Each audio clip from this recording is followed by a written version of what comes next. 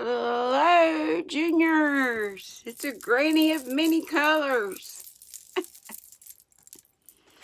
We are at the chapter called Christmas. I tell you what, it feels like Christmas outside. Here in North Carolina, Granny is cold. For a long time, it seemed that Christmas would never come. On Christmas, Uncle Andrew and Aunt Delia, Uncle Wesley and Aunt Lindy, and all the cousins were coming to dinner. It would be the best dinner of the whole year. And a good boy might get something in his stocking.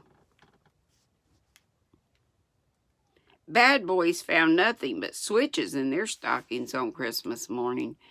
Almanzo tried to be good for so long that he could hardly stand the strain. But at last it was the day before Christmas, and Alice and Royal and Eliza Jane were home again. The girls were cleaning the whole house, and Mother was baking. Royal helped Father with the threshing, but Almanzo had to help in the house. He remembered the switch and tried to be willing and cheerful. He had to scour the steel knives and forks and polish the silver. He had to wear an apron around his neck. He took the scouring brick and scraped a pile of red dust off it. And then with a wet cloth, he rubbed the dust up and down on the knives and forks. The kitchen was full of delicious smells, and I was about to say that, but it smells so good. Newly baked bread was cooling. Frosted cakes and cookies and mince pies and pumpkin pies filled the pantry shelves. Cranberries bubbled on the stove. Mother was making dressing for the goose. Outdoors, the sun was shining on the snow. The icicles twinkled all along the eaves. Far away, sleigh bells faintly jingled, and from the barns came the joyful thud, thud, thud, thud of the flails. But when all the steel knives and forks were done, Almanzo soberly polished the silver. Then he had to run to the attic for sage. He had to run down cellar for apples and upstairs again for onions. He filled the wood box. He hurried in the cold to fetch water from the pump. He thought maybe he was through then anyway for a minute, but no. He had to polish the dining room side of the stove. Do the parlor side yourself, Eliza Jane. Mother said Almanzo might spill the blacking. Almanzo's insides quaked. He knew what would happen if Mother knew about that black splotch hidden on the parlor wall. He didn't want to get a switch in his Christmas stocking, but he would far rather find a switch there than have Father take him to the woodshed. I thought they fixed that. That night, everyone was tired, and the house was so clean and neat that nobody dared touch anything.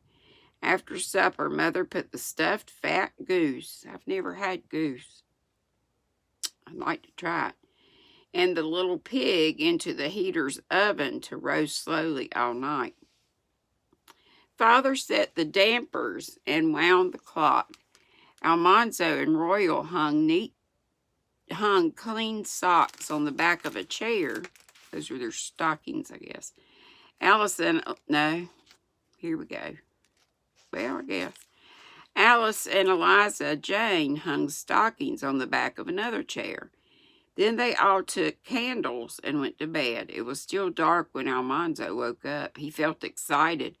Then he remembered that it was Christmas morning.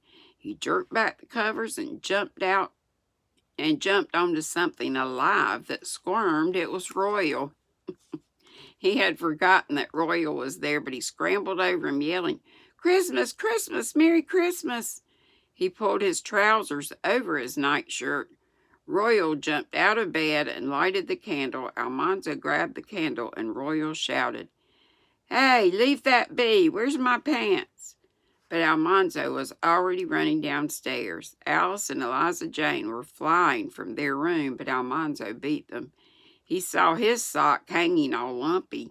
He set down the candle and grabbed his sock. The first thing he pulled out was a cap, a Bolton cap. It's a store-bought cap. The plaid cloth was machine woven. So was the lining. Even the sewing was machine sewing, and the earmuffs were buttoned over the top. Almanzo yelled. He had not even hoped for such a cap. He looked at it inside and out. He felt the cloth and the sleek lining.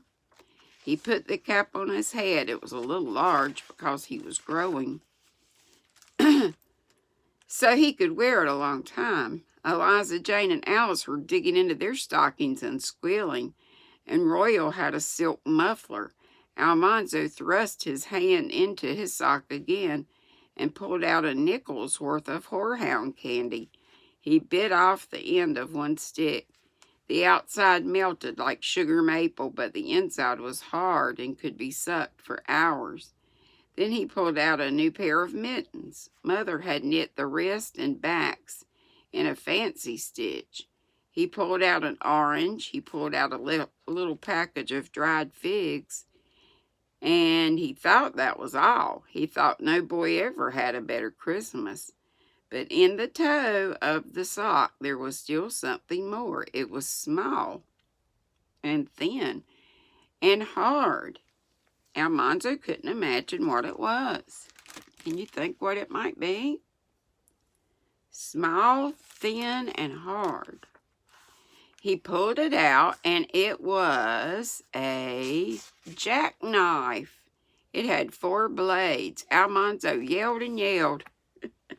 He snapped all the blades open, sharp and shining, and he yelled, "Alice, look, Royal, looky.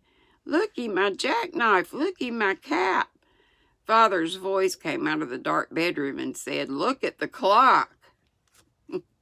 They all looked at one another, then Royal held up a candle, and they looked at the tall clock. Its hands pointed to 3:30. 3 in the morning. Even Eliza Jane did not know what to do. They had waked up Father and Mother an hour and a half before time to get up. Oh, my God. "What time is it?" Father asked. Almanzo looked at Royal. Royal and Almanzo looked at Eliza Jane. Eliza Jane swallowed and opened her mouth, but Alice said, "Merry Christmas, Father. Merry Christmas, Mother. It's 30 minutes to 4, Father." The clock said, "Tick, tock, tick, tock, tick." Then Father chuckled. Royal opened the dampers of the heater, and Eliza Jane stirred up the kitchen fire and put the kettle on. The house was warm and cozy when Mother and Father got up, and they had a whole hour to spare. There was time to enjoy the presents. Alice had a gold locket, and Eliza Jane had a pair of garnet earrings. Mother had knitted new lace collars and black lace mitts for them both. Royal had the silk muffler and a fine leather wallet, but Almanzo thought he had the best Christmas presents of all. It was a wonderful Christmas. Then Mother began to hurry and to hurry everyone else. There were the chores to do, the milk to skim, the new milk to strain and put away, breakfast to eat, vegetables to be peeled, and the whole house must be put in order, and everybody dressed up before the company came. The sun rushed up the sky. Mother was everywhere, talking all the time. "Almanzo, wash your ears. Goodness mercy, Royal, don't stand around underfoot. Eliza Jane, remember you're paring those potatoes, not slicing them. And don't leave so many eyes they can see to jump out of the pot. Count the silver, Alice, and piece it out with the steel knives and forks. The best bleached tablecloths are on the bottom shelf. Mercy on us, look at that clock." Sleigh bells came jingling up the road, and Mother slammed the oven door and ran to change her apron and pin on her brooch. Alice ran downstairs. Eliza ran upstairs. Both of them told Almanzo to straighten his collar. Father was calling Mother to unfold his cravat. Then Uncle Wesley's sleigh stopped with the last clash of bells. Almanzo ran out whooping, and Father and Mother came behind him as calm as if they had never hurried in their lives. Frank and Fred and Abner and Mary tumbled out of the sleigh, all bundled up and before Aunt Liddy had handed Mother the baby, Uncle Andrew's sleigh was coming. The yard was full of boys and the house filled with hoop skirts. The uncles stamped snow off their boots and unwound their mufflers. Royal and Cousin James drove the sleighs into the buggy house. They unhitched the horses and put them in stalls and rubbed down their snowy legs. Almanzo was wearing his boughten cap, and he showed his cousins his jackknife. Frank's cap was old now. He had a jackknife, but it had hardly three blades. Then Almanzo showed his cousins Star and Bright and the little bobsled, and he let them scratch Lucy's fat white back with corn cobs. Remember, that's the pig. He said they could look at Starlight if they'd be quiet and not scare him. The beautiful colt twitched his tail and came daintily stepping toward them. Then he tossed his head and shied away from Frank's hand thrust through the bars. "You leave him be," Almanzo said. "I bet you don't dare go in there and get on his back," said Frank. "I dast, but I better get sense," Almanzo told him. "I know better than to spoil that fine colt." "How'd it spoil him?" Frank said. "Yaw, you're scared he'd hurt you. You're scared of that little bitty colt." "I am not scared," said Almanzo, "but Father won't let me." "I guess I'd do it if I wanted to, if I was you. I guess your father wouldn't know," Frank said. "Frank's a troublemaker, isn't he?" Almanzo didn't answer, and Frank got up on the bars of the stall. "You get off there," Almanzo said, and he took hold of Frank's leg. "Don't you scare that colt." "I'll scare him if I want to," Frank said, kicking. Almanzo hung on. Starlight was running around and around the stall, and Almanzo wanted to yell for Royal, but he knew that would frighten Starlight even more. He set his teeth and gave a mighty tug, and Frank came tumbling down. All the horses jumped, and Starlight reared and smashed against the manger. "I'll lick you for that," Frank said, scrambling up. "You just try and lick me," said Almanzo. Royal came hurrying from the south barn. He took Almanzo and Frank by the shoulders. Pages stick together. And marched them outdoors. Fred and Abner and John came silently after them, and Almanzo's knees wobbled. He was afraid Royal would tell Father. "Let me catch you boys fooling around those colts again," Royal said, "and I'll tell Father and Uncle Wesley you'll get the hides thrashed off you." And I don't know if I showed that at the beginning, the stove. And here are the boys being bad.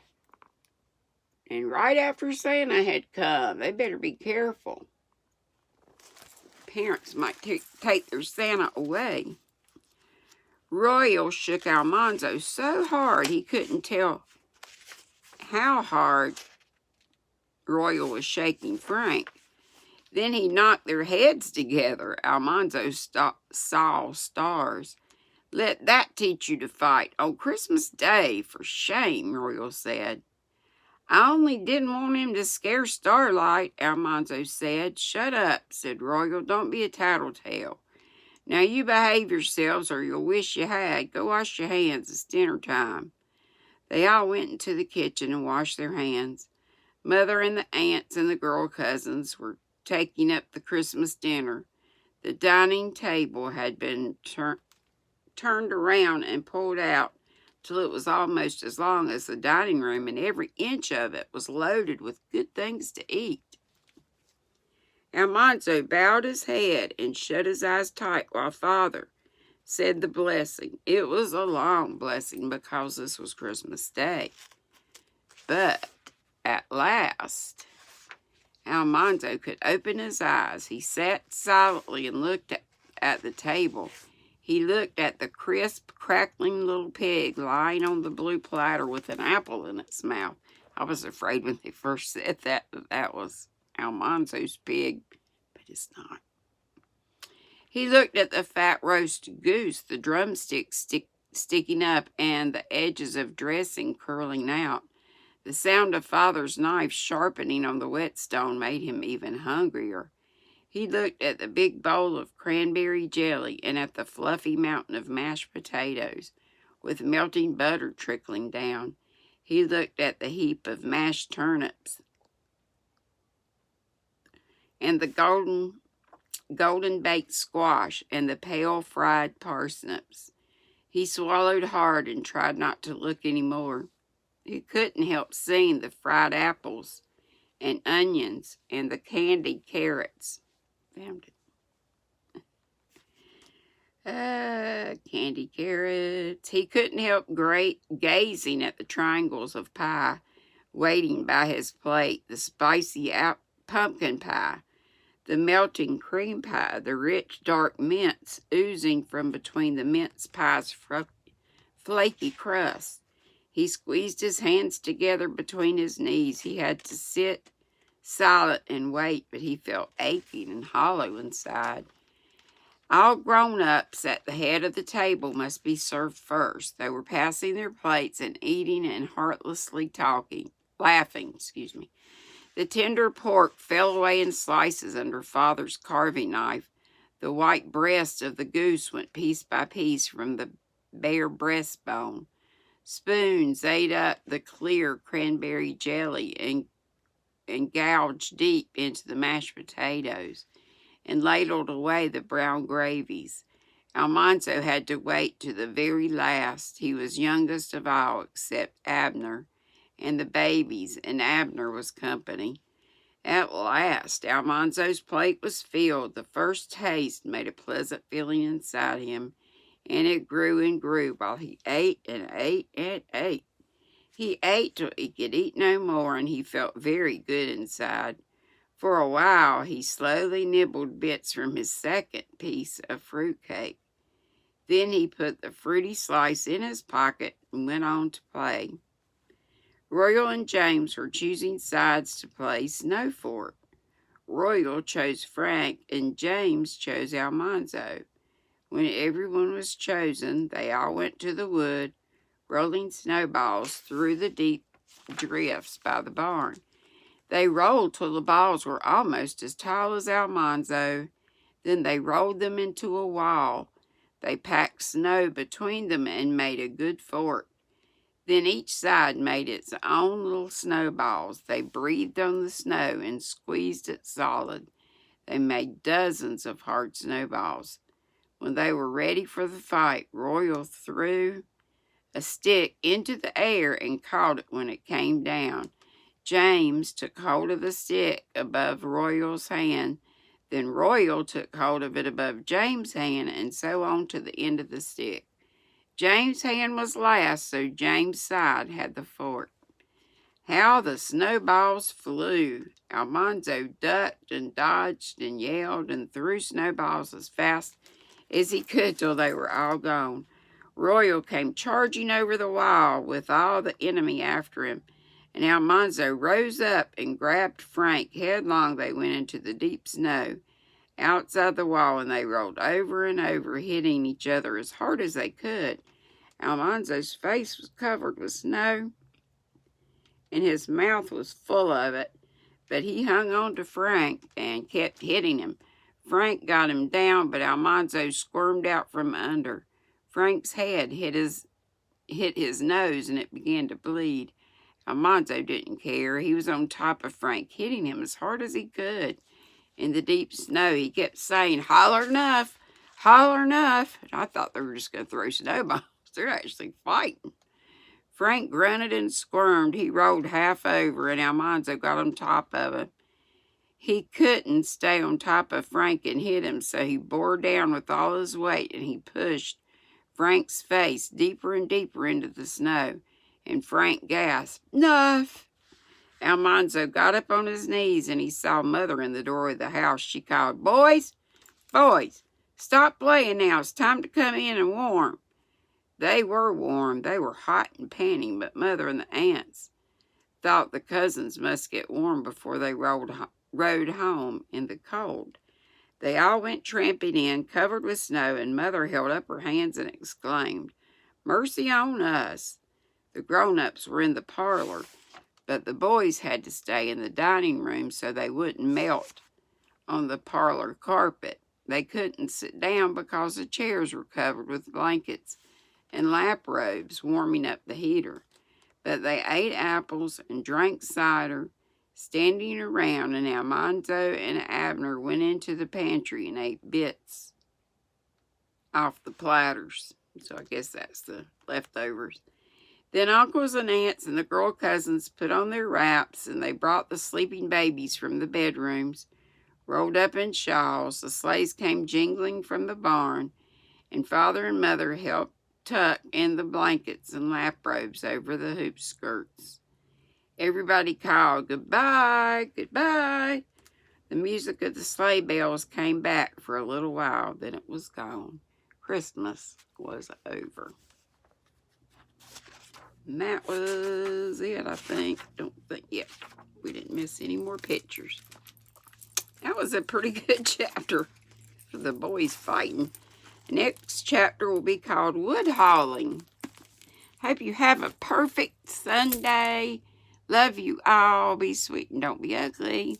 Bye-bye.